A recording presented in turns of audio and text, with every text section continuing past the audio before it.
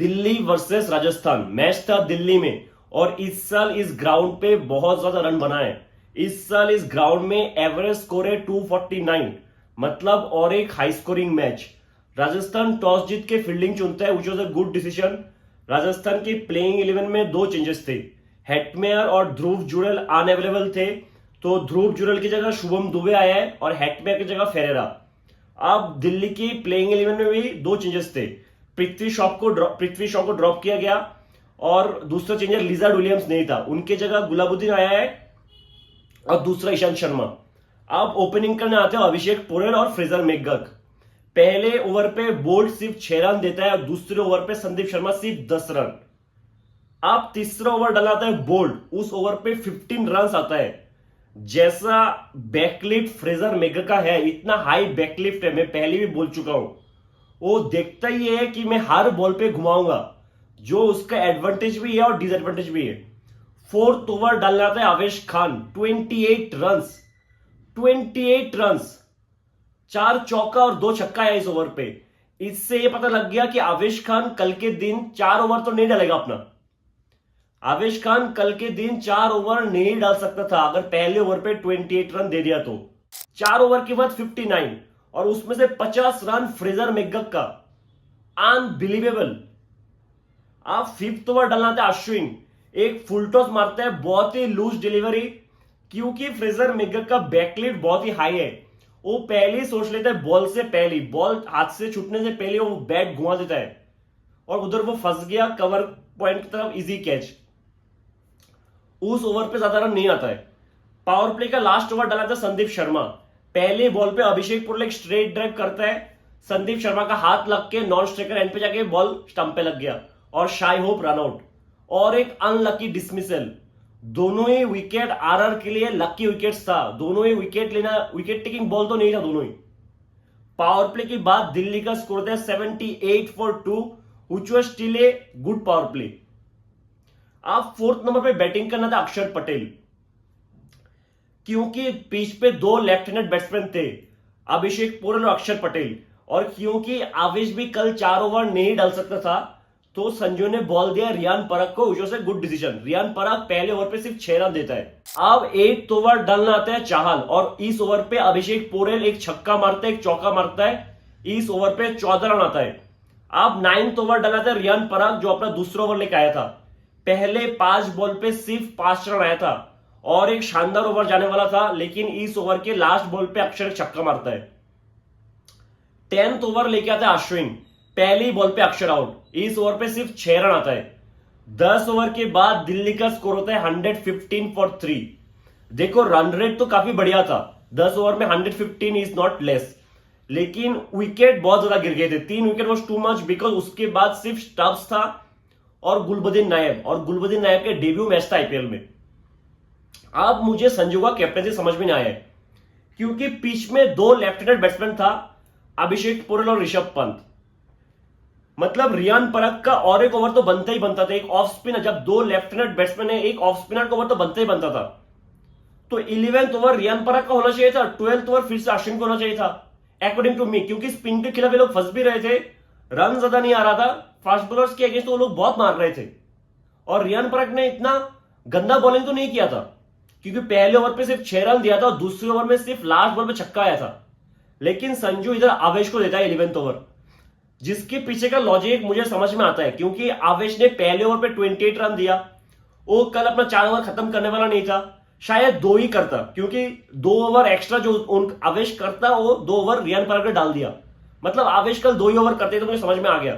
तो संजू ने सोचा होगा, क्योंकि ऋषभ पंत अभी नया नया आया है, विकेट गिरा है, थोड़ा सा प्रेशर बना है दिल्ली पे, लास्ट कुछ ओवर पे रन नहीं आया है, तो अब तो आवेश का एक ओवर अभी निकल देता हूं तो सही रहेगा। ठीक है, मैं समझ गया। आवेश 11th ओवर डालने आता है और 14 रन देता है, लेकिन 12th ओवर तो अश्विन का बनता, दो लेफ्ट हैंडेड बैट्समैन सामने खड़ा है, 12th ओवर तो अश्विन का बनता ही बनता। अश्विन ने पहले 5th ओवर डाला, विकेट लिया, ब्रेक। अश्विन ने फिर 10th ओवर डाला, विकेट लिया, आपने फिर से ब्रेक दे दिया, जबकि दो लेफ्ट हैंड बैट्समैन पिच पे था। आपने 12th ओवर किसको दिया है? ट्रेंट बोल्ट को, इस ओवर पे 13 रन आए हैं। ये जो 2 ओवर पेसर्स के थे, इन 2 ओवर्स पे 27 रन आए हैं। अपने बैट्समैन को फिर से रिदम में लेके आ गए आप। एक तरफ से तो अश्विन को ओवर बनता ही बनता था, इधर अश्विन को ब्रेक देने का कोई भी मतलब नहीं था मेरे हिसाब से, कोई भी मतलब नहीं था मेरे हिसाब से। ये जो एक्स्ट्रा 27 रन बनाया ना, अगर पराग और अश्विन दोनों तरफ से डालते एक एक ओवर, तो मुझे नहीं लगता कि 27 रन आता इन 2 ओवर पे। आप 13th ओवर डालना था अश्विन वापस, 4 रन और अभिषेक पोरेल का विकेट। मुझे बिल्कुल भी समझ में नहीं आया, जब अश्विन हर एक ओवर में विकेट ले रहा था, हर एक ओवर में रन को रोक रहा था, तो अश्विन को ब्रेक क्यों दिया गया? इधर संजू का फॉल्ट था। अभिषेक पोरेल ने एक बेहतरीन इनिंग्स खेला है, इस ओवर पे सिर्फ 4 रन आता है। 14th ओवर लेके आता है चाहल और ऋषभ पंत का wicket. Rishabh Pant 13 balls 15 run. मैं स्ट्राइक रेट पे नहीं जाऊंगा, क्योंकि पहले 13 बॉल्स खेल के सब स्लो खेल सकते थे, और ऋषभ पंत को चाहिए था कि इनिंग्स को डीप लेके जाओ और फिर मैं हिट करूं। अगर ऋषभ पंत 20 ओवर तक खेल जाता तो दिल्ली का टोटल 240 250 तक पहुंच सकता था। लेकिन ऋषभ पंत ने जो इनिंग्स खेले कल, मुझे ये प्रॉब्लम है कि जिस बॉल पे वो आउट हुआ है, क्या वो विकेट टेकिंग डिलीवरी था? आउट ऑफ नोवेयर आप गिरते हुए वो शॉट खेल रहे हो। लास्ट टाइम कोलकाता के साथ मैच में भी वरुण चक्रवर्ती अगेंस्ट आप सेम ही शॉट खेले हो। इस शॉट का कोई भी जरूरत था? मैं ये आपको लिख के दे सकता हूं कि ऋषभ पंत जब से इंडिया के लिए T20 में डेब्यू किया है, तब से वो फुल पोटेंशियल से बैटिंग किया ही नहीं है। अगर ऋषभ पंत T20 में फुल पोटेंशियल से बैटिंग करता, वो शायद one of the best batsman होता T20 में। लेकिन वो अपने पोटेंशियल को वेस्ट करता है T20 में। आप देख रहे हो कि विकेट गिर रहा है, ये विकेट टेकिंग डिलीवरी नहीं था, आप आराम से रन बना सकते थे। उस शॉट का क्या जरूरत था कि मिडिल स्टंप ऑफ स्टंप के बॉल आप घसीट के गिर के लेग स्टंप पे मार रहे हो, और हमेशा ऋषभ पंत यही शॉट खेल के आउट होता है। मतलब ये विकेट थ्रो करना होता है। चाहल ने विकेट नहीं लिया, ऋषभ पंत ने विकेट दिया है, विच वॉज वेरी डिसअपॉइंटिंग। अब 15th ओवर डालना था अश्विन और सिर्फ 5 रन देता है।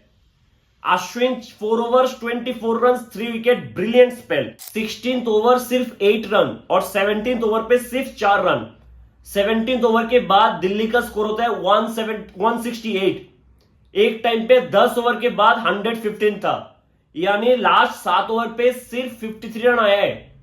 पूरा मोमेंटम लूज कर चुका था दिल्ली, जहां पे लग रहा था कि स्कोर आराम से 230 240 तक पहुंच सकता है। अभी ऐसा लग रहा था कि शायद 205 210 तक जाएगा मैक्स टू मैक्स। अब 18th ओवर डालना था चाहल, और इसका भी मुझे बिल्कुल भी मतलब समझ में नहीं आया कि चाहल का ओवर 18th ओवर तक क्यों बचा के रखा है। इस ओवर पे 21 रन आता है और दिल्ली फिर से गेम पे वापस आ जाता है। ट्रिस्टन स्टब्स चाहल को बहुत मारता है। 18th over 21 run. अब 19th ओवर डालना था ट्रेंट बोल्स। पहले 4 बॉल पे सिर्फ 6 रन था। 19th ओवर ट्रेंट बोल्ट का पहले 4 बॉल पे सिर्फ 6 रन आया था और गुलबुद्दीन का विकेट। आप आते हैं दिल्ली का इंपैक्ट साहब राशिक सलाम। लास्ट के 2 बॉल पे 2 स्कूप मारते हैं, 2 चौका, जो बहुत ही इंपॉर्टेंट था, बहुत ही इंपॉर्टेंट था गेम के कंटेक्स्ट से। लास्ट ओवर डाला था संदीप शर्मा, पहले 2 बॉल पे 2 छक्का लगाता है ट्रिस्टन स्टब्स। पहले 2 बॉल पे 2 छक्का, थर्ड बॉल बेहतरीन यॉर्कर और Tristan Stubbs out. Tristan Stubbs 20 balls 41, brilliant innings, और ऑलमोस्ट हर एक मैच पे ट्रिस्टन स्टब्स रन बना रहा है। अब कुलदीप आके भी एक चौका मार देता है लास्ट ओवर पे। इस ओवर पे 18 रन आ गया था। दिल्ली का स्कोर होता है 221। एक टाइम पे जो लग रहा था शायद 205 206 तक रुक जाएगा, वो 221 तक गया है। मतलब लास्ट 3 ओवर पे 53 रन आया है, 53, जो बेहतरीन कमबैक था दिल्ली की तरफ से, और राजस्थान ने उधर मोमेंटम खोया है। शायद चाहल को 18th ओवर देना नहीं चाहिए था, चाहल को ओवर पहले खत्म कर लेना चाहिए था। फिर से थोड़ा सा माइल्ड फॉल्ट तो था संजू का। लेकिन जो रसिक सलाम और कुलदीप यादव ने 5 बॉल खेल के 14 रन बनाए, वो बहुत ज्यादा इंपॉर्टेंट था, क्योंकि दोनों को ज्यादा बैटिंग नहीं आता है। अगर इन दोनों ने 5 बॉल खेल के 14 रन बना दिया, वो बहुत ज्यादा इंपॉर्टेंट था।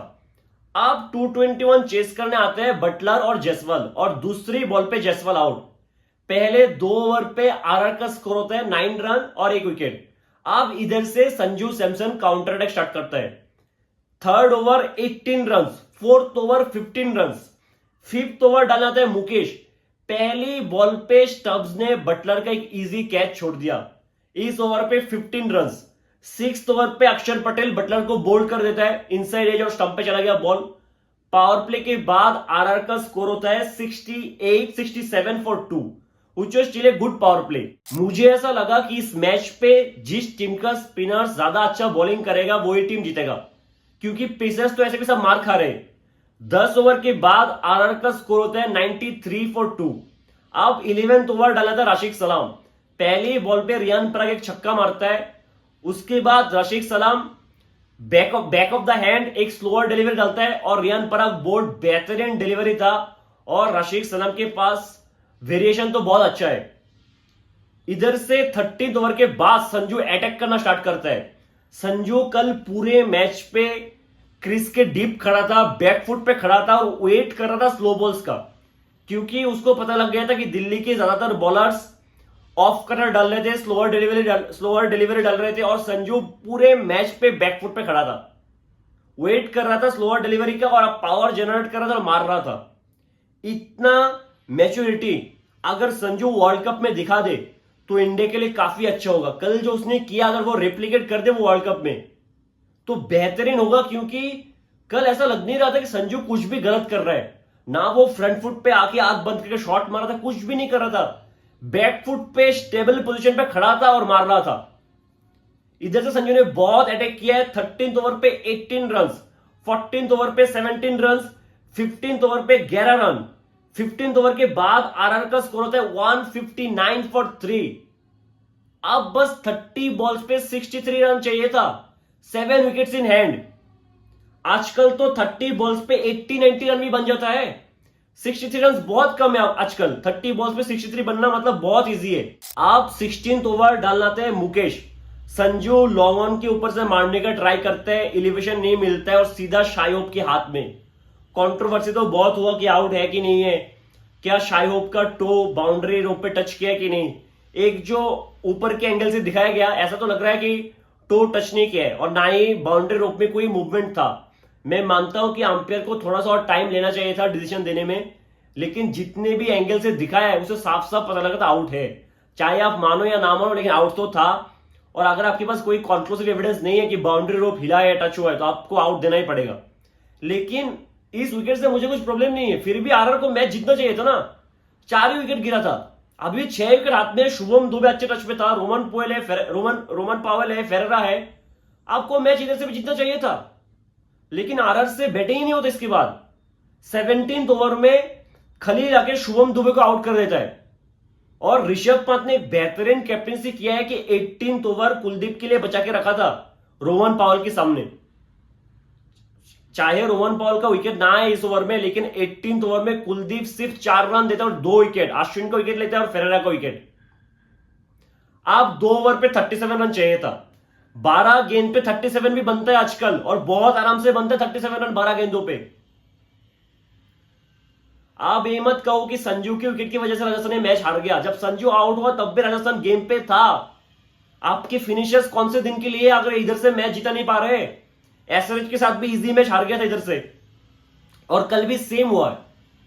शुभम दुबे अच्छा खासा खेल रहा था, वो बड़ा बड़ा शॉट लगा सकता है। रोमन पावेल था, फेरेरा था, इन लोग किस काम के लिए है अगर मैच नहीं जीता पाएंगे। दूसरी बात रोमन पावेल का 12 गेंद पे 37 चाहिए था। आप सोच लो अगर स्ट्राइक पे हेटमैन होता, एंडे रसल होता, कायरन पोलार्ड होता, तो हम क्या कहते कि मैच बैटिंग टीम के फेवर में है, क्योंकि 12 बॉल्स 37 पोलार्ड, रसल, हेटमेयर बहुत बार करके दिखाया है। लेकिन रोमन पावेल का ये प्रॉब्लम है कि रोमन पावेल वो कॉन्फिडेंस नहीं देता है। और मैं टू बी ऑनेस्ट मैंने कभी रोमन पावेल को इधर से मैच जीता हुआ देखा भी नहीं है। लेकिन 12 बॉल पे 37 रन आजकल के जमाने में बहुत आराम से बनता है। 19th ओवर डालने आते हैं राशिद सलाम, सिर्फ 8 रन। 20th ओवर मुकेश, सिर्फ 8 रन और रोमन पावेल का विकेट। 20 रन से दिल्ली ये मैच जीत जाता है। जो मैच ऐसा लग रहा था कि आराम से आरआर का हो सकता है, वो मैच आरआर फिर से हार गया और आरआर कोलैप्स किया है। संजू के विकेट के बाद आरआर से बैटिंग ही नहीं हुआ है। लास्ट मैच भी सेम था, रियान पराग के विकेट के बाद आरआर से बैटिंग ही नहीं हुआ है। एसआरएच वाले मैच की बात कर रहा हूं मैं। उधर भी कुछ 17 बॉल पे 21 चाहिए था, आज 12 बॉल में 37 चाहिए था। अगर आपसे 12 बॉल पे 37 रन नहीं बनता तो ये प्रॉब्लमेटिक है जब आपके हाथ में विकेट है और आपका बेस्ट फिनिशर रोमन पॉयल आपकी टीम का बेस्ट फिनिशर खड़ा है उधर। ये प्रॉब्लमेटिक है। राजस्थान लगातार 2 मैच हार गया है और अगर राजस्थान और एक मैच हार जाए तो बहुत बड़ा प्रॉब्लम हो सकता है, क्योंकि आप सोचो कि 1.5 महीने से राजस्थान टॉप 2 में है। तो एक्चुअली 2 में तो अभी आया है, पहले तो एक टॉप 1 पे ही था।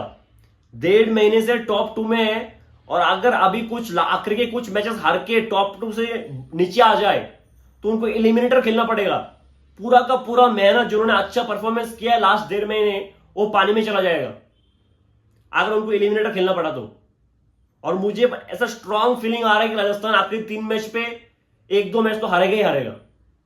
जैसे लोग बैटिंग से परफॉर्म कर रहे हैं, जो कोलैप्स हो रहा है, सडन कोलैप्स, 30 बॉल्स पे 63 नहीं बन रहा है इनसे, जबकि 7 विकेट हाथ में है। लास्ट मैच पे शायद 5-6 विकेट हाथ में था, 17 बॉल पे 21 रन नहीं बना था।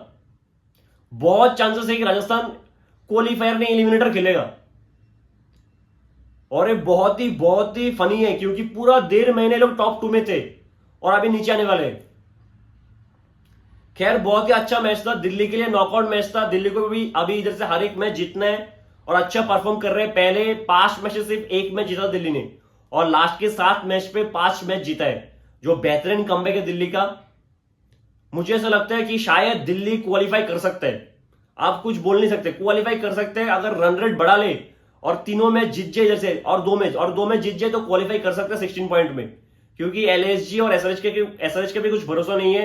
मतलब अभी एसआरएच, दिल्ली, एलएसजी और सीएसके में से फाइट होगा कि कौन जाएगा।